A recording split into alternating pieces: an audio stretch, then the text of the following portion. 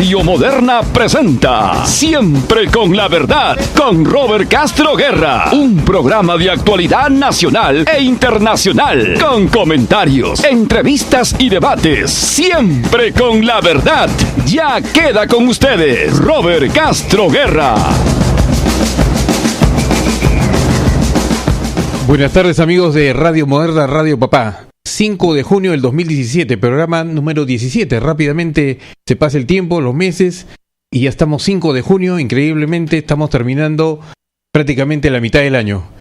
Y 5 de junio es una fecha bastante, con bastante historia, ¿no? Ya lo ha estado recordando Rodolfo en el programa previo, ¿no? Sobre algunos hechos que sucedieron justamente un 5 de junio. Pero el que más nos, porque hace un año sucedió, hace un año exactamente, Keiko Fujimori perdió las elecciones. Hace un año exactamente el pueblo le dijo no al narcoestado, no a la corrupción, le dijo no a una posición que lamentablemente durante una década estuvo vigente como dictadura en el Perú. Y le dijo no, pero le dio la posta pues a PPK, le dio la posibilidad de que PPK gane. Sin embargo, fue una suerte de vamos a votar tapándolos la nariz, porque muchos no optaban. Lamentablemente el sistema nos lleva a este tipo de situaciones donde teníamos que escoger, no sé si entre el cáncer y el SIDA, como se decía, pero sí en unas posiciones que hoy día estamos lamentando. Hay bastante que tocar sobre ese tema. En el momento de la editorial de esta semana vamos a dar cuenta justamente de esto que sucedió exactamente hace un año. Y es pertinente recordar también que el día 4 de junio, un día antes, o sea, un día como ayer, digamos, 4 de junio, cayó un jueves, si no me equivoco. El año 1997 se dio inicio a la caída de Alberto Fujimori, a propósito de lo de Keiko. El 4 de junio, los jóvenes independientes, los jóvenes de partidos, los jóvenes universitarios, los jóvenes de instituciones superiores, los jóvenes que trabajaban, los jóvenes que no trabajaban, todos los jóvenes básicamente se juntaron unidos, marcharon con una sola bandera que era basta ya la corrupción, basta ya la dictadura. Ese 4 de junio de 1997 se fue repitiendo en los años sucesivos y fue prácticamente el embrión de lo que posteriormente se llamó los Cuatro Suyos, la marcha de los Cuatro Suyos. Pero fue a partir del 4 de junio que justo se convirtió en una suerte de Comité Cívico Patriótico de la Juventud 4 de junio, que fue esa la denominación. Y quiero saludar a mis amigos, a los que participamos de esa organización, que terminó en una gran gesta democrática, dando fin a esta dictadura que ya tenía varios años, todavía no culminaba. Se luchó 3 o 4 años en ese movimiento 4 de junio, cuando después de que los partidos en realidad no tomaban una posición, todos se aliaban al fujimorismo, o votaban, o estaban, como decía Lourdes Flores, inclusive, ¿no? Que bueno, ya gobernó usted hasta aquí nomás, ya lo felicitamos y denos la pauta. Pero no era así. La gente no quería ya a los políticos, como ahora tampoco los quiere. Esta es una cuestión que va de mal en peor. Lamentablemente el fujimorismo terminó por destruir a los partidos políticos. No responsabilidad solamente de Fujimori, sino de los mismos partidos políticos que no han creado institucionalidad, no han creado democracia interna, no han creado cuadros. Esa responsabilidad la tienen justamente los señores que prácticamente, tipo Alan García con el APRA, tipo Bedoya Reyes con el PPC, o Lourdes Flores inclusive, en Acción Popular lo mismo, en la izquierda similar. O sea, prácticamente todos los partidos de izquierda, centro y derecha están en el mismo problema. No tienen institucionalidad interna, no hay institucionalidad democrática y no permiten que se organicen democráticamente pues sus bases y generen una participación importante en la democracia del país. Tanto es así que hasta la semana pasada conversábamos con nuestro entrevistado, el doctor Delgado, ¿no? Ángel Delgado, y justamente coincidíamos en el hecho de que al no existir partidos políticos, no había quien derrote ideológicamente al senderismo. El senderismo fue derrotado militarmente, fue prácticamente reducido a su mínima expresión, pero todavía tenemos pues, como decía también Antesana, todavía los tenemos en las universidades, a través del Movadef y otras otros grupos pequeños, pero están dando, digamos, su batalla. ¿Y nosotros qué hacemos? Los partidos políticos organizados, ¿qué están haciendo para hacer prácticamente de esta lucha una victoria ideológica? Jamás se va a lograr eso porque no están organizados. Y eso, lamentablemente, hoy día se ve con mayor notoriedad, pero hace exactamente 10 años, ¿no? El año 97, 20 años, perdón, 97, pues se forjaba esa situación, no habían partidos, los jóvenes salimos a las calles y bueno, felizmente, gracias a Dios, 3 años después duró toda la batalla y se dio por fin, inclusive cuando marchábamos nos denunciaban a nosotros de terroristas, ¿no? Entonces cuando los terroristas, los que prácticamente utilizaban el Estado para hacer terrorismo de Estado, no creían en las posiciones democráticas, ni en los reclamos, ni en las proposiciones que hacíamos nosotros, y ahí están los resultados. Hoy día están presos justamente Fujimori, está preso Montesinos, los dos que encabezaron ese gobierno dictatorial que duró una década para oprobio del Perú. Bueno, tenemos también el 5 de junio, tenemos el día hoy 5 de junio se celebra a nivel mundial el Día del Medio Ambiente. Es una oportunidad que, bueno, bastante consternada está la situación en el mundo, porque hace 4 o 5 días el presidente Trump decidió retirarse del Acuerdo Climático de París, aduciendo que el hombre no es responsable de los cambios climáticos, del cambio climático. Algo ilógico, está demostrado científicamente que somos responsables de lo que está sucediendo en este momento en el mundo, y no es posible pues que Estados Unidos, siendo uno de los principales y tal vez el que mayor responsabilidad tenga respecto del cambio climático, porque está generando pues a través de la industria la capa de ozono sigue abriéndose increíblemente, hay un calentamiento global, hay un perjuicio notable al medio ambiente, y Estados Unidos se ha retirado del Acuerdo Climático de París, aduciendo justamente que el hombre no tiene pues responsabilidad y que no está aprobado, y que bueno, él ha decidido salirse, y que además está agarrando un tema que quiere para tener cierta respaldo de su población, que esto va a generar empleo en los habitantes de Estados Unidos, en la población norteamericana. Entonces esto no es así. Ojalá pues que hoy día del medio ambiente haya una reflexión, no solamente en Trump, sino en la gente que lo respalda, que está a su alrededor de Trump, le diga pues cómo son las cosas, y que no siga pues haciendo las cosas que está haciendo. Así como van las cosas, bueno, prácticamente espero y que Trump no termine pues su gobierno, ¿no? Porque por peores cosas, o por menos cosas, perdón, cayeron otros presidentes en Estados Unidos. Y el 5 de junio también, de hace, ¿cuántos años fue? El Baguazo, 5 años, ¿no? 5 años del Baguazo, con Alan García. Los pobladores, pues los nativos de la selva, peleaban en Bagua exactamente, pues sus derechos. Fue la policía. 8 años, qué barbaridad, cómo se pasa el tiempo, no tengo acá la fecha exacta, pero sí fue el 5 de junio, en el gobierno de García exactamente. Entonces, del segundo gobierno de García, y que ocasionó pues no solamente la mortandad, ¿no?, masiva de ahí de los nativos, sino también de policías, ¿no? Hay un policía que hasta ahora no se le encuentra su cadáver, o no se sabe, pues está desaparecido. Y esta situación pues tiene varios responsables que hasta ahora García no ha pagado, no ha cumplido con la responsabilidad legal que tiene como presidente, y en todo caso los ministros que estuvieron a cargo ese día en Bagua, por el Baguazo. Pero hablando de trágicas noticias, pues tenemos que sí mencionar lo sucedido hace unos días, el día jueves o viernes, si no me equivoco, en la playa Marbella, donde un comportamiento ya tradicional del ejército, bueno, de las Fuerzas Armadas en general, es hacer supuestamente hombres a los soldados, a los postulantes, a los que están de perros, que le dicen los que entran al ejército, a las Fuerzas Armadas, a través de la realización de algunas acciones bastante antihumanas, ¿no? Totalmente inhumanas, para decir exactamente la palabra. Se ha visto en algunas oportunidades que se les hacía comer perro, se les enterraba vivos. Ahora se le ocurrió pues a un mayor que felizmente salvó la vida, está todavía creo internado en el hospital, pero se le ocurrió pues llevar a todo un pelotón de soldados, 18 años promedio, a meterse a las aguas del mar en una zona que no es para meterse a la playa, que es en Marbella. Quienes conocen Marbella, y Marbella es frontera a San Miguel, está en Magdalena junto a San Miguel, y conozco yo perfectamente cómo es ahí el mar, la playa en San Miguel. Allí empieza prácticamente, en Marbella empieza lo que es la Mar Brava y termina en la punta, en el Callao.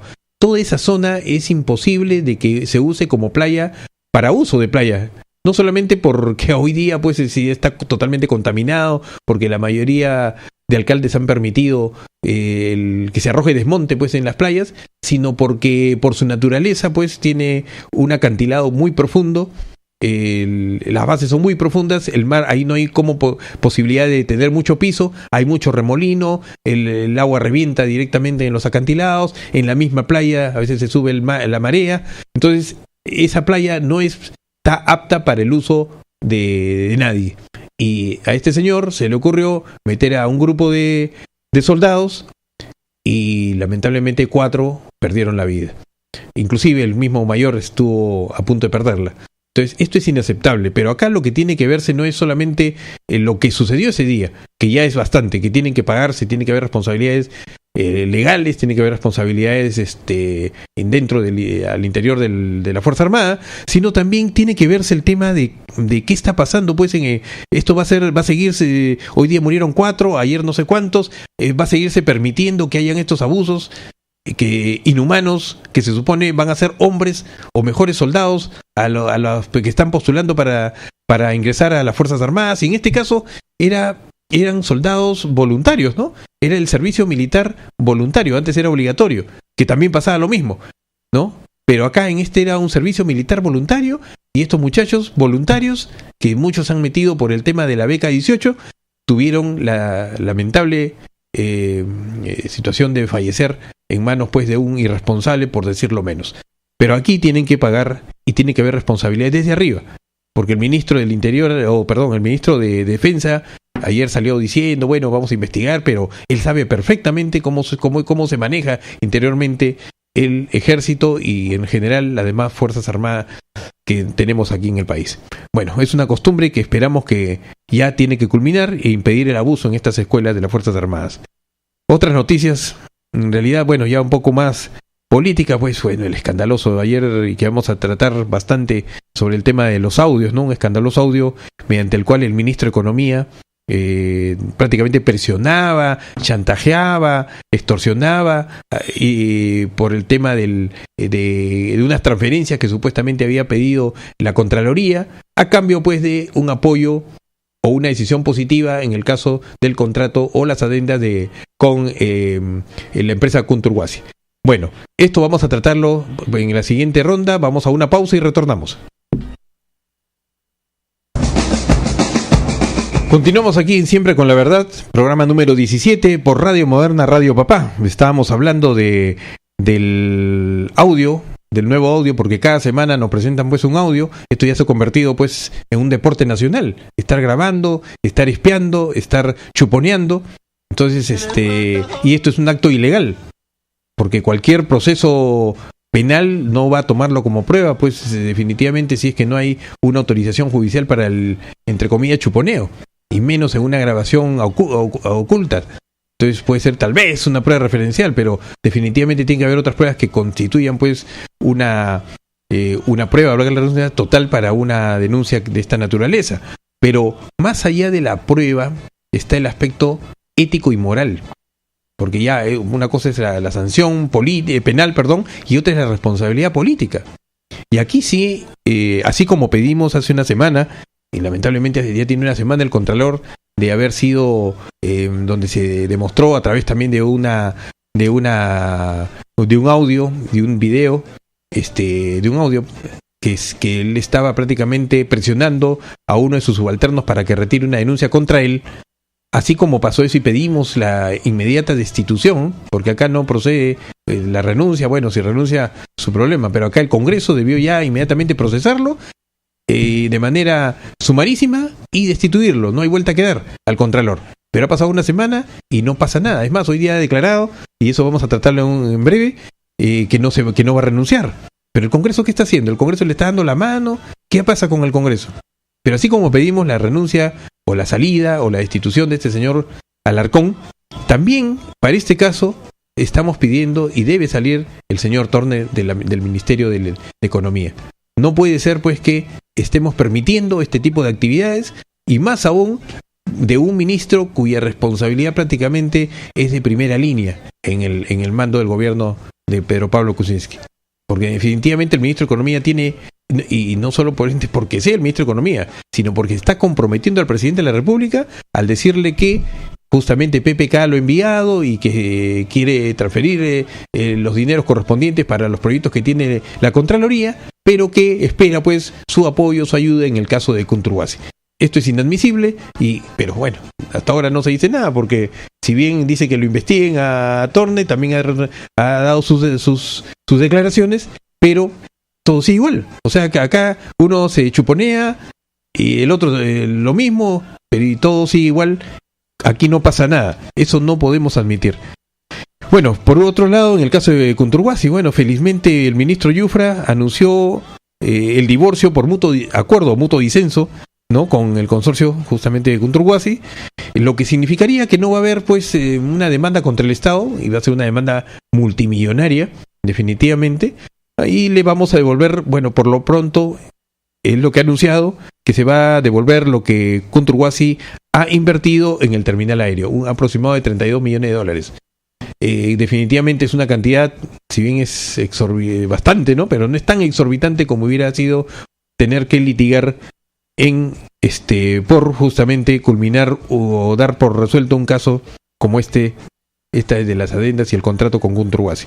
Vamos a ver en qué termina. Esto todavía da para más. Dicen que va a haber una convocatoria para una nueva licitación, un nuevo concurso para ver toda esta cuestión de cómo se construye pero hay la intención de hacerlo. El Cusco necesita su aeropuerto y estamos todos apostando a ello. Y por otro lado, bueno, hablábamos pues que de los anuncios era uno que había hecho el fujimorismo, ¿no? Porque si bien ya se termina un poco la censura que podría haber contra Yufra, que anunciaron también contra la ministra de Salud, etcétera, y ya el ministro pues al solucionar este tema, espero pues que no haya un anuncio por ahí, pero ellos se lo van a buscar, pero con este dicho del señor Galarreta, que ayer declaró en los medios que no habrá alianza con PPK en los próximos 4 años, significa pues que el fujimorismo va a endurecer su posición hasta no lograr el objetivo de sacarlo a PPK de la presidencia de la República. Bueno, eso también es parte de la editorial nuestra del día de hoy, que vamos a dar lectura en breve. Y bueno, y Toledo sigue de paseo, su ex amigo Maiman dice que va a regresar en breve y va a decir su verdad.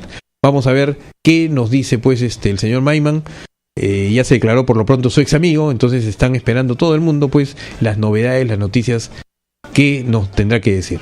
Ollantumala igual se sigue paseando por todo el Perú, dice que está haciendo un mapeo de la realidad política y de la situación de su partido, el Partido Nacionalista, a fin de recomponerlo y nuevamente ponerlo en actividad camino a futuras elecciones seguramente nacionales. No creo que le alcancen tiempo para una postulación para el próximo año en las municipales.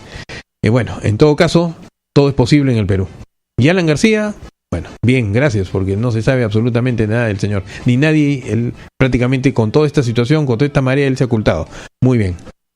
Mientras tanto, sí, estamos preocupados porque algo importante que es la reconstrucción, ¿no? El SAR de la reconstrucción, he leído por ahí que hay algunas invitaciones para algunas reuniones de trabajo, están invitando a profesionales para ver qué se puede hacer, tomar algunas también información de empresarios, ¿no? Pero no existe pues hasta ahora un trabajo efectivo. Nosotros dijimos que la reconstrucción empieza por la reconstrucción de la salud de la población damnificada del norte, Tumbes, Piura, Lambayeque, etcétera. Entonces, en Piura, por lo pronto, ya hay más muertos por el tema del dengue. Y no se hace un trabajo mayor al que ya se reclamó hace semanas y la gente sigue muriendo allá. Encima hoy día, en la mañana, hubo un temblor, 6.2 grados con epicentro en Máncora, que también ha asustado a la población en general. En realidad, bueno, llueve sobre mojado en Piura. Ojalá Dios quiera pues que rápidamente tomen acción los señores de la reconstrucción, el SAR de la reconstrucción sin corrupción, como lo anunció Pablo de la Flor. Y otro tema que también queremos mencionar, que sobre esto ya prácticamente todas las semanas, todos los días tenemos noticias, pero noticias negativas. La reforma electoral que supuestamente se inició al día siguiente, o se planteó al día siguiente de que terminaron las elecciones generales el año pasado, continúa pues en veremos. O sea, hay propuestas, hay idas, marchas y contramarchas. En el Congreso prácticamente no se quiere hacer nada. Han anunciado por ahí que piensan, para el tema de las elecciones municipales que se vienen el próximo año, 7 de octubre, piensan reformar en parte alguna parte de la normatividad electoral municipal, pero a mi parecer yo preferiría que no cambien nada. Las cosas están ya prácticamente para convocarse a una elección municipal. Entonces, cambiar la regla de juego prácticamente cuando se está por iniciar el partido va a complicar más de lo que ya es complicada estas normas electorales. Entonces, preferiría que no se cambie nada y que continúe la situación como está, y que inmediatamente culminadas las elecciones municipales sí se tome el tema de la reforma electoral. Ahorita está prohibida la reelección de alcaldes, que se mantenga esa situación. Ya después se verá pues si se postula el 22, si hay reelección, si no hay reelección. Se debe abrir el debate más abierto, ¿no? Mucho más amplio, para que toda la población pueda participar, sea por los medios de comunicación que tenemos ahora a través de las redes, o de manera personal en debates públicos. Pero sea como fuere, esto tiene que hacerse después de las elecciones municipales del 7 de octubre. Antes sería bastante antidemocrático. Lo que sí subrayo es que en el tema ya puntual del Jurado Nacional de Elecciones, debería sí permitir, porque tiene la potestad de hacerlo, que los movimientos independientes, fundamentalmente de índole local, o sea, ¿qué pasa? Los partidos políticos pueden buscar sus firmas, pueden inscribirse, pueden postular a sus candidatos, alcaldes y a gobernadores, ¿no?, con un símbolo. Pero los movimientos independientes, los que son de gobiernos locales, distritales o provinciales de menor, en este caso los locales fundamentalmente, no pueden presentar un símbolo, sino son sorteados. O sea, y el sorteo lo hacen prácticamente 15 días antes de las elecciones y no tienen oportunidad pues de hacer su propaganda. Entonces hay una desigualdad en el derecho a la elección, y como repito, pues los partidos tienen las de ganar. Entonces, sugerencia: o se pone el símbolo, o se pone la foto del candidato para todos los casos, sea partido, sea movimiento, o se pone el símbolo para todos, sea partido, sea movimiento, o por último, si no quieren y quieren cumplir taxativamente con lo que dice la norma, bueno pues, pero que el número se lo den al momento de inscribirse. O sea, partido que logra su inscripción, que le den ya el número. Entonces, inscrito el partido, tiene el tiempo suficiente para hacer su propaganda electoral. Sea el 2, sea el 4, porque son salteados los números que sea, pero por orden de inscripción. Entonces, no esperar el último día, la última hora, para hacer un sorteo entre los independientes que van a postular, para decir qué número le toca. Entonces, ahí sí hay una desigualdad, repito, que tiene que solucionarse. No creo que es lo más justo en este caso. Pero en fin, como siempre digo, estamos en el Perú y todo puede pasar, pero vamos a dar ya paso a nuestra editorial. Vamos a dar una pausa y retornamos con la editorial de la semana en Siempre con la Verdad. Listo, estamos nuevamente aquí, Siempre con la Verdad, programa número 17. Esta es la editorial del día de hoy, de esta semana, 5 de junio del 2017. A un año de su elección presidencial, PPK requiere cambiar urgente su gabinete ministerial. Hoy, hace un año, la ciudadanía fue obligada a votar en una segunda vuelta electoral entre los candidatos presidenciales Keiko Fujimori y Pedro Pablo Kuczynski, quienes obtuvieron los 2 primeros lugares entre los 10 finalmente quedaron en carrera. Y decimos que la ciudadanía fue obligada porque el burdo sistema electoral que tenemos favoreció desde el principio para que dicha polarización se materialice, donde ambos candidatos representaban y representan la misma posición política y hasta la misma naturaleza, el fujimorismo. Keiko Fujimori encarna el fujimorismo político, fujimontesinismo para muchos, heredado por su padre, mientras que PPK interpreta el fujimorismo económico, instaurado en la última década del siglo pasado. Entonces, quienes no nos sentimos y nos sentíamos representados por alguna de estas opciones, no tuvimos otra alternativa que sopesar la coyuntura, poniendo en la balanza incluso el voto en blanco, el voto viciado y hasta el ausentismo. Finalmente, los candidatos presidenciales que perdieron en primera vuelta definieron, casi en su totalidad, por apoyar alguna de las dos opciones, generando así una corriente similar entre la población que, en muchos de los casos, fue a votar tapándose la nariz. Definitivamente, los delitos por los cuales fue sentenciado Alberto Fujimori pesaron en la ciudadanía al definir entre uno u otro candidato. Nadie quería ni quiere el retorno de un narcoestado, con la corrupción, asesinatos, torturas, robos y abusos que ello conlleva. Por ello, ganó PPK, por muy escaso margen, pero no ganó el fujimontesinismo. Sin embargo, Keiko Fujimori jamás aceptó la derrota. Desde el primer día que la abusiva mayoría de congresistas fujimoristas asumieron sus cargos, hicieron saber al Perú que el poder pasaba por ellos. PPK estaba notificado. Es que en realidad, a la luz de lo que fue el gobierno de Fujimori y Montesinos, nadie podía esperar lo contrario. El negocio está en el Ejecutivo y ellos lamentaban no tener ese poder. Vinieron y vendrán las censuras de ministros, vinieron y vendrán la oposición por oposición. Pero lo que sorprendió casi desde el principio, porque el emotivo discurso del 28 de julio hizo pensar que PPK quería hacer historia y gobernar con toda su sapiencia y experiencia en la administración pública del más alto nivel, fue que el gobierno de lujo ofrecido solo era una ilusión óptica que se desvanecía en la retina de la población.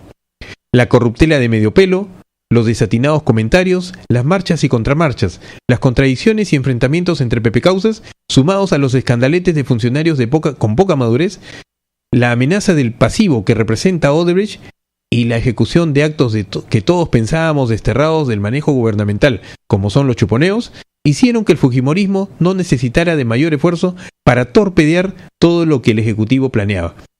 No exageramos si decimos que hoy, a un año de su elección, PPK camina al borde del abismo de la vacancia presidencial. Definitivamente, sus ministros, salvo honrosas excepciones, muy honrosas, subrayo, no han dado la talla que se esperaba para acompañar a un presidente con toda una vida en el poder político público y poder económico privado como lo es PPK. Lo que conocimos ayer respecto de cómo se maneja el ministro de Economía y Finanzas, Alfredo Thorn, con funcionarios de todas las dependencias del Estado, dice mucho del comportamiento ético y moral con que se desenvuelve la gente de confianza del primer mandatario de la nación. Si por similar motivo reclamamos hace una semana la destitución inmediata del Contralor General de la República, Eder Alarcón, hoy no podemos hacer otra cosa que reclamar similar acción política, la destitución del ministro Thorn. Es más, dada la débil situación del gobierno de PPK y que cada semana evidencia un problema o es pasivo de algún acto de oposición por oposición, no puede esperar el 28 de julio para cambiar de ministros. Hoy mismo debe cambiar a su gabinete ministerial. La democracia y el orden constitucional está en juego. Debemos cuidar el Estado de Derecho que tanto nos costó recuperar y nos cuesta mantener.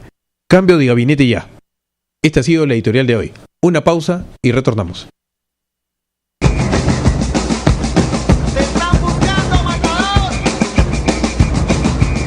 Siempre con la verdad, programa número 17, 5 de junio del 2017. En realidad, bueno, estamos aquí bastante preocupados por la situación política nacional. Decía temprano Rodolfo, ¿no?, que no iba a tocar nada de deporte. Efectivamente, no se habla de fútbol hoy día.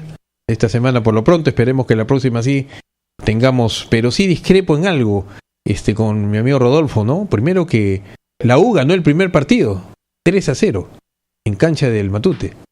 Entonces, y acá, pese a que la Alianza no ha ganado, sino efectivamente sí ha ganado, ganó Alianza, pero le ganó al arquero Fernández. Pero sí discrepo en el sentido de que cuando más viejos, entre comillas, son los arqueros, se supone que son más, están más cuajados, están más experimentados. La mayoría de arqueros mundiales que han clasificado y han campeonado son arqueros viejos, ¿no? Tal vez aquí el error fue definitivamente el entrenador, ¿no? Porque definitivamente tenía que saber, pues, que el señor Raúl Fernández, arquero de la U, pues no estaba en forma para enfrentarse, pero también tenía el problema de que no tenía alternativas, ¿no? El arquero titular casi estaba, pues, en la selección y un poco que había tomado a la valentía el tema. En fin, ya se ha jugado el partido, tienen que aprender de la experiencia y esperamos, pues, que pronto se recupere el señor Raúl Fernández, arquero, para beneficio de él, porque todavía tiene, me parece... Exactamente, también es eso. Pero en fin, vamos a ver. Y ahora sí queremos tocar algo de verdad grave. Lo sucedió ayer, pues el Contralor todavía sigue en el cargo, el Congreso de la República no se dice nada, prácticamente con su silencio, porque es un silencio institucional. Pueden estar declarando los voceros, pueden estar declarando los congresistas, pero institucionalmente no se ha iniciado ningún proceso contra este señor y mucho menos se ha definido la destitución. Y hoy día el Contralor, pues, después del audio de ayer, de anoche, que fue conocido por todos los peruanos a través de los medios de comunicación televisivos, hoy día salió pues el Contralor a dar unas declaraciones manifestando que no renunciará a su cargo y negó estar detrás de esa grabación, de ese chuponeo, como le digo yo, de la conversación que mantuvo con el ministro de Economía y por el cual se determina pues que ha habido una presión de parte del ministro o tal vez un chantaje a cambio de las transferencias económicas, las partidas correspondientes para la Contraloría. Tenemos el audio, a ver si por favor nos lo ponen. Ayer el titular del Ministerio de Economía y Finanzas se permitió decir que el Contralor General de la República lo había grabado. Este hecho lo rechazo categóricamente. Esta institución y mi persona no tenemos esas costumbres o esas prácticas. Escuchamos al ministro de Defensa decir que sus viceministros son grabados, que hay una persecución. No quiero pensar que es una práctica el seguimiento y el grabado de las reuniones y el grabado de las comunicaciones en este gobierno, que son 20.000 millones lo que se va a gastar en la reconstrucción del país. No quiero pensar que no quieren control. No quiero pensar que los corruptos del país se van a beneficiar, van a seguir amasando riquezas sin control. Como el informe salió negativo en Chincheros, de repente también están tomando alguna medida, no me aprueban los recursos. En las 2 últimas semanas he sido sujeto o víctima de ataques, de verdad, ataques, denuncias sin sustento y una campaña mediática bastante bien articulada. Ataques sustentados en una denuncia que ya se revisó en el año 2016. Previa a mi designación, como bien lo dice la cita reportera, ya tengo 2 denuncias en la Fiscalía. 2 denuncias. Estoy esperando que me notifiquen para ir a descargar. Porque yo tengo la seguridad que estas denuncias no tienen sustento. Y ahorita les voy a explicar los temas. No tienen sustento. Todos los casos los tengo en regla, documentados. Bueno, esta es una campaña.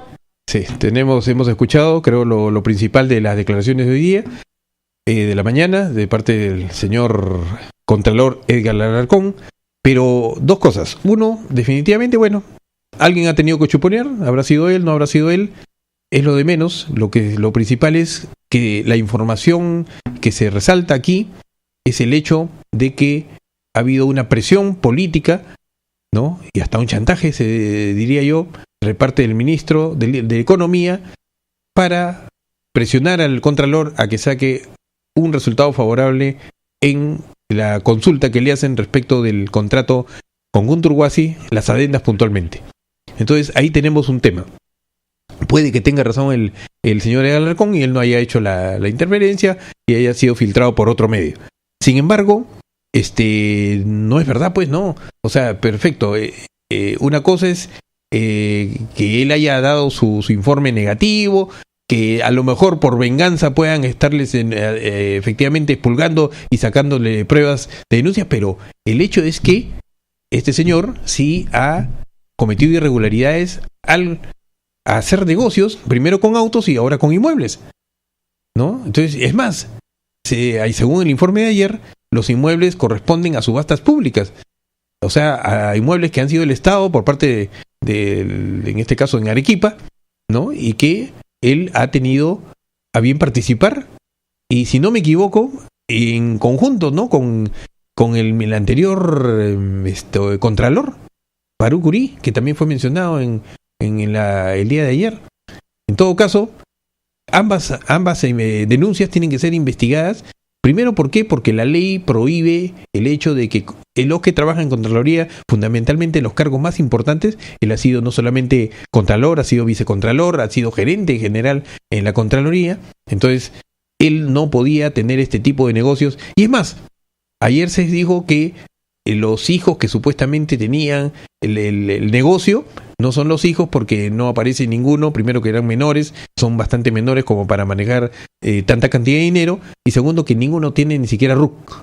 Uno creo que no tiene RUC, el otro no puede hacer negocios, no ha sido nada legal, por lo menos el procedimiento de compra que ha tenido, todo ha sido de manera informal, para evitar ¿qué cosa? El pago de los impuestos, para evitar, no sé. Pero en general lo que está pasando aquí son irregularidades que él sí tiene la responsabilidad, más allá de su decisión por el tema de Conturhuasi, que él seguramente ha dado lo correcto, porque en realidad nadie estaba de acuerdo con unas adendas de esa naturaleza que iban a perjudicar sobremanera al Estado. Pero aquí sí hay dos temas respecto de su situación, que dos temas por lo menos que se conocen ahorita, no sé cuántos más van a salir, pero ya con estos dos temas suficiente para que en este caso el Congreso de la República pueda dar pie a una investigación inmediata y la destitución correspondiente porque corresponde. Y por otro lado, pues, el señor Thorne, que vamos a mejor escucharlo. Hay unas declaraciones del señor Thorne, que también declaró. Y yo lo que les quiero decir es que yo no tengo nada que esconder. Esta conversación tuvo más de 60 minutos, y en estos 60 minutos él me pregunta en repetidas veces si es que el dinero estaría condicionado a Chinchero. Claramente le digo, y absolutamente claramente le digo que no, ¿no? Y yo no tengo nada que esconder. Yo, como dije anoche, quiero que se publique el audio entero. Y nosotros nunca jamás en el MEF condicionamos la ayuda a nada. Es una decisión absolutamente técnica. Ahora, lo que tú me preguntas, Aldo, habían 4 personas en esa reunión. Usted, yo, mi jefe de asesores, el Contralor y su secretario general. Yo no grabé, mi jefe de asesores no grabó, y además yo no estoy acostumbrado a grabar. O sea, esto es sumamente serio. Es muy feo. O sea, nosotros estamos acostumbrados a hablar en el tono en que hablamos normalmente. Yo no estoy acostumbrado. Esto lo que va a hacer es que va a generar una pérdida de confianza. La pide el Contralor. Es cierto que la pide hace mucho tiempo por un presupuesto de, creo que son 13 millones de soles. Es un crédito suplementario. Pero lo importante que yo le quiero decir a ustedes es que discutimos, gran parte de esto discutimos dos cosas. Uno, las inversiones del país, y que yo estaba preocupado por el crecimiento y quería sacar las inversiones hacia adelante. Ustedes conocen todo el trasfondo. Y en segundo lugar, discutimos cómo es que se le podía aumentar el presupuesto a la Contraloría. Él quería un porcentaje de 1% sobre todo el dinero de la reconstrucción. Nosotros le dijimos, mira, hay un apoyo técnico del Banco Mundial, preguntémosle al Banco Mundial cuáles son las mejores prácticas y en base a eso decidamos el presupuesto. Y esas son las dos cosas en las cuales se centraron la conversación. Bueno, hemos escuchado pues al ministro Thorne, también unas declaraciones en una entrevista que le han hecho en la mañana también, donde él dice, bueno, no tiene nada que esconder, que lo investiguen, pero bueno, ahí están los audios, ahí está el tema, ¿no? Si bien no ha sido expuesto el audio en completo, que investiguen el tema, pero acá hay decisiones políticas que tiene que tomar el presidente de la República. Y como lo dije en el editorial, acá estamos andando de mal en peor. Lamentablemente, casi los ministros, por lo menos los principales ministros, o tienen mala suerte, como en el caso del ministro de Defensa, ¿no? Que un cretino pues manda a soldados a meterse al mar, y se ahogan 4, ¿no? Y entonces, o pues no dan bien bola, ¿no? Porque hasta ahora, por ejemplo, el tema de la reconstrucción, si se anunció con bombos y platillos, fue una suerte de balón de oxígeno que tenía PPK, y hasta ahora no es aprovechado por el tema. Entonces acá lo que tiene que hacer PPK para evitar tanto los problemas en los diversos escenarios que tiene en el Ministerio de Salud, en el Ministerio de Trabajo, etcétera, debería haber una recomposición, empezando por el presidente del Consejo de Ministros, porque lamentablemente no ha tenido la habilidad, la capacidad política, la entereza, ¿no? Por lo menos para poder demostrar que tenemos un gobierno de lujo como se esperaba. Y no necesitamos un gobierno de lujo suficiente, necesitamos un gobierno que sepa lo que está haciendo. Lamentablemente, de lujo podemos tener acá a Maradona jugando un partido por la selección, pero si Maradona está cojo, si Maradona se equivoca, si Maradona cree que porque pues, su nombre nomás es el que manda y no juega el partido o no da pie en bola, pues perdemos el partido. Entonces acá necesitamos gente que pueda trabajar.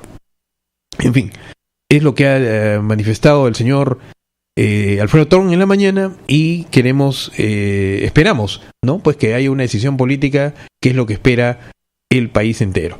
Respecto de esto, hubieron definitivamente pues las correspondientes posiciones. Tenemos, por ejemplo, al señor Guido Lombardi, congresista de Peruanos por el Cambio. Señaló que el ministro Thorn no tendrá problemas en explicar las circunstancias de la conversación que mantuvo con el Contralor Alarcón. Pero no tendrá problema, definitivamente tiene que decir eso. Sin embargo, ahí están las evidencias. Vamos, por favor, a escuchar el audio correspondiente al señor Lombardi. Que hay una grabación de 1 hora que está hecha adrede, es decir, el Contralor ha construido una celada donde solamente hay 4 personas en sus oficinas para grabar al ministro Thorn y sacarle alguna frase comprometedora. Yo no me cabe la menor duda que el ministro explicará al Congreso y al país en las circunstancias que fueran necesarias, por una invitación, por una interpelación, pero también el Contralor le debe una explicación al país sobre qué hace grabando a sus invitados para sacarles una frase. Si se publican, por lo que me ha explicado a mí la gente del gabinete del ministro de Economía, si se hacen públicas los 60 minutos, se verá cómo es el Contralor el que insistentemente vuelve con el tema de los recursos necesarios para Contraloría. Por otro lado, tenemos a la congresista Carla Scheffer, que indicó que el audio de la conversación entre el Contralor Edgar Alarcón y el ministro de Economía debe ser escuchado en su totalidad para poder tomar decisiones. A ver, por favor, señor. Mi posición personal es, escuchemos el audio en su contexto, ¿no? Para poder tomar decisiones. Total, no entendemos, o sea, nos dicen que nosotros tenemos arrinconado al país, que no lo ayudamos, que somos obstruccionistas, y ahora que se quiere, para empezar, mira, las interpelaciones del señor Vizcarra las hicieron Acción Popular, nosotros hemos venido a escuchar. Creo que acá cabe señalar que estas denuncias que han salido contra el Contralor, se dijo hace 1 año y medio acá, cuando vino la votación para que él asuma el control de la Contraloría. Y a mí realmente me deja mucho que desear nuestra institución importante para lo que es el control de nuestro país, la Fiscalía. ¿Por qué ahora sí abre investigación y hace 1 año y medio no la abrió? Por favor, ¿en qué país estamos? Bueno, han sido 2 declaraciones. Vamos a una pausa y vamos a retornar continuando con este tema del señor Alarcón.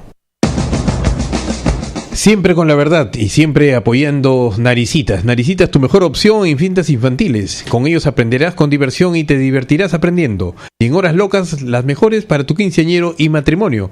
Puedes comunicarte al 241-3083 o entrando a la página web www.naricitas.com o escribiendo a eventos@naricitas.com. Si quieres celebrar y que sea inolvidable, solo Naricitas te pone la diversión.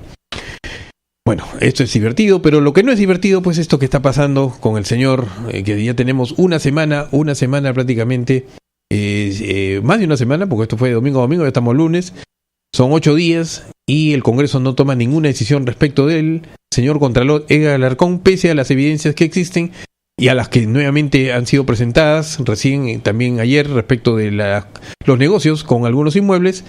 Y tampoco pues el presidente de la República ha dicho nada, ¿no? Por lo menos no tengo información respecto a que el presidente PPK haya dicho algo respecto de lo que se vio ayer en la conversación que se evidenció con el señor Alarcón. Y sobre lo mismo tenemos pues el congresista de la Fuerza Popular, Luis Galarreta, señaló que es grave la situación entre el ministro Thorn y el Contralor de la República, Alarcón. Así también aseguró que el Congreso no tendrá problemas en investigar totalmente el caso del Contralor Alarcón. Dice que no tiene que investigar, pero no sabemos cuándo. A ver, vamos a escuchar por favor al señor Galarreta. Tienen que darse, con nosotros coincidimos que cualquier funcionario puede ser investigado si es que hay algún cuestionamiento, o por lo menos aclaradas el cuestionamiento. Algunas no necesitan investigaciones, pero tienen que ser aclaradas, y las que no son rápidamente aclaradas o requieren una mayor profundidad tienen que ser investigadas. Pero termino, Lea, y lo que está claro es que más allá de eso, separando el tema, sí hay una campaña que se vio clarísima del gobierno, que no lo dice Galarreta, y no solo el Contralor, creo que lo han dicho muchísimas personas, entre tirios y troyanos, algunos han dicho hasta campaña burda, que no son, o sea, que no es el gobierno y un par de, digamos, temas que han movido en algún momento, pero creo que sí se ha visto por el lado del gobierno una situación muy lamentable y creo que poco ético incluso, no más allá de lo que se tenga que investigar. Sí, yo creo que al final los peruanos queremos un Contralor, obviamente que si tiene algún cuestionamiento tiene que aclararse y levantarse los cuestionamientos, pero que tiene que ser un Contralor que definitivamente no tiene por qué un ministro llamarlos, o si el Contralor va, los ministros hacerle comentarios por más que fuese coloquial o no, si esto sale bien, va bien, o sea, a mí me parece muy grave, muy preocupante que se hayan dado estas reuniones, y me parece que esto no puede quedar. Lo cuestiona un sector, ¿no? A Fuerza Popular, en el caso del Contralor, porque nosotros cuando se votó el Contralor, repito, este es un Contralor puesto en un acuerdo político por el señor Humala y el señor Kuczynski. Y todos estos mismos temas... Ya hemos escuchado, en realidad, no sé, yo lo escucho, no sé si sea mi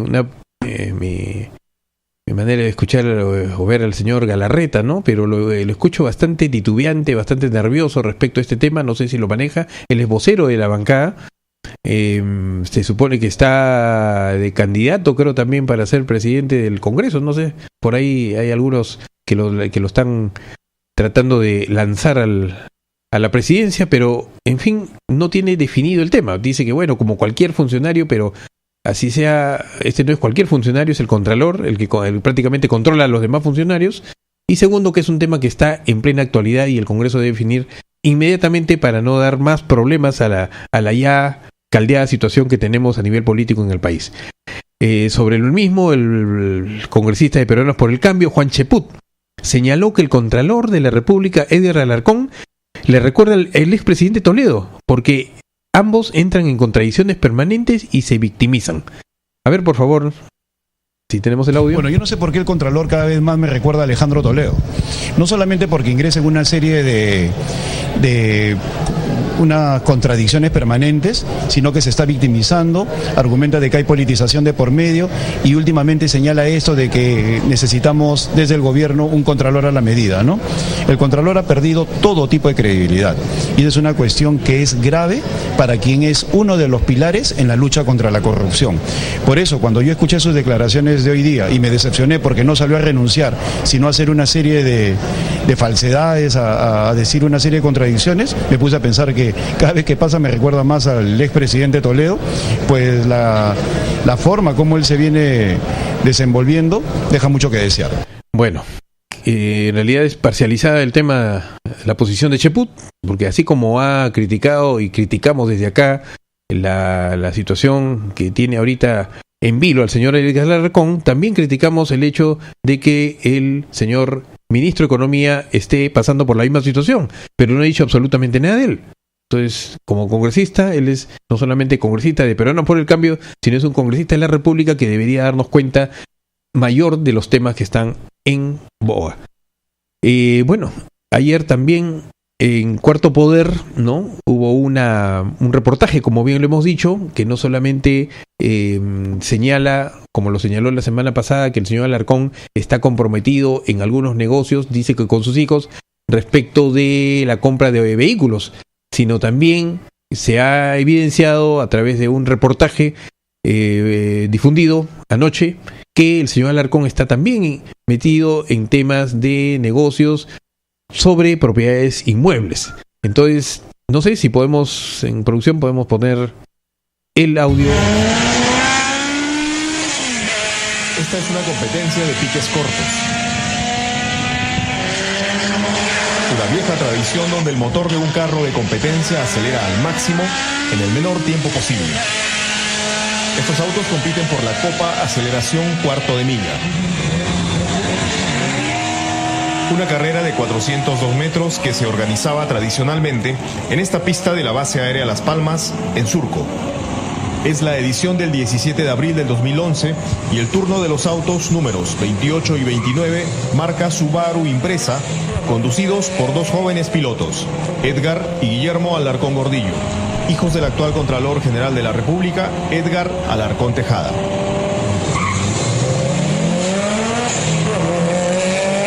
La partida la gana Edgar, el mayor, con 23 años, quien en la clasificación final de la categoría 13 segundos queda en segundo lugar y el menor en tercera posición. Nada mal para alguien que acababa de cumplir 18 años y que obtenía mejor puntaje que el mismísimo Gerald Oropesa. Otro corredor recurrente de los piques cortos. Para entonces, los Subaru Impreza y los motores en general no les eran ajenos a los jóvenes Alarcón. A sus 23, el mayor ya tenía adquisiciones en su haber y el menor había comprado un Subaru Impreza azul similar al de la carrera por $9,000 pagados al contado según registros públicos el 28 de febrero del 2011, o sea, cuando aún no había cumplido la mayoría de edad. De acuerdo a la propia Sunar, en noviembre de 2010, aún con 17 años, compró por $13,000 al contado un Volkswagen Passat que el año siguiente vendió por $19,500. ¿Cómo costeó el joven estas compras?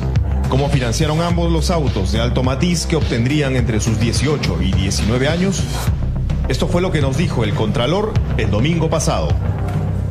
¿De quién era realmente el capital? No, porque si bien es cierto, están a su nombre, ¿de quién era el capital realmente? Yo lo apoyaba a mi hijo, pero no es que comprábamos, repito, 2 o 3 carros, eso compraba uno a uno los carros, hay que ver la secuencia. Mi hijo Guillermo, sí, él tiene también la misma afición que yo. Es más, en este momento mi hijo trabaja en un taller en Barranco. Trabaja en un taller, también me ayuda a pagar ahí sus gastos que tiene, porque es estudiante universitario, y cuando hay la ocasión, compra un carro, porque es su tema, o sea, pero no es un negocio habitual, no es una operación habitual, es una operación esporádica. Esta vez las gestiones para volver a entrevistar al Contralor fueron infructuosas, pese a que durante la semana que pasó surgieron nuevos cuestionamientos después del destape de este programa. Una de ellas es, ¿cómo se hizo Alarcón de los vehículos? La semana pasada, el alto funcionario señaló que los había traído del extranjero.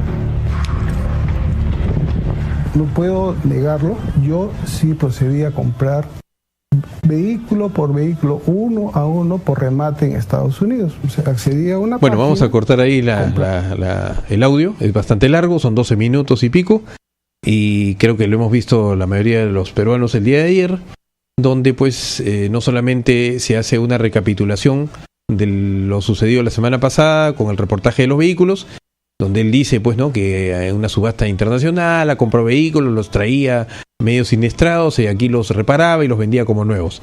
Pero también en el mismo reportaje se indica pues que no había ninguna evidencia de que él haya tenido ese tipo de administración, de negocio internacional, que haya importado algún vehículo, no había nada que demostrase ese negocio, salvo que haya sido algo informal. ¿Por qué? Porque tampoco había las facturas, los recibos correspondientes, pues, ¿no? Que queden como evidencia la compra, algún contrato, no había absolutamente nada. Entonces, solamente ya los títulos a sus nombres. En fin, vamos a ver qué nos depara esta semana. Se supone que el día jueves hay pleno en el Congreso, ojalá pues tengamos alguna novedad. Estamos ya a un minuto de terminar esta edición de Siempre con la Verdad en Radio Moderna, Radio Papá. Ojalá pues que el día de mañana tengamos algunas noticias positivas y que la próxima estemos conversando y comentando acá algo positivo para el Perú. Muchas gracias, buenas tardes con todos.